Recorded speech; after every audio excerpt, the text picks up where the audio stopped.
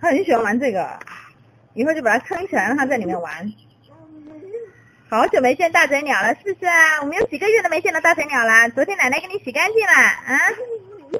我们的大嘴鸟朋友又见面了，他很喜欢这个大嘴鸟。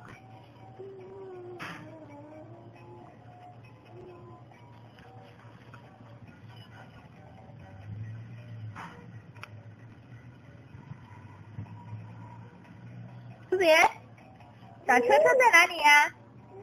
我们把小车车大嘴鸟放到小车车里面来。哎呀，大嘴鸟放到小车车。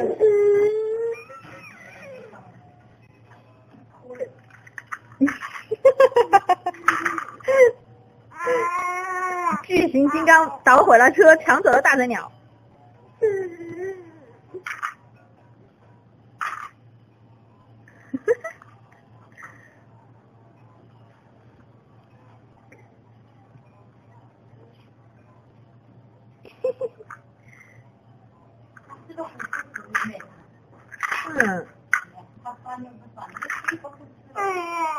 这样不好。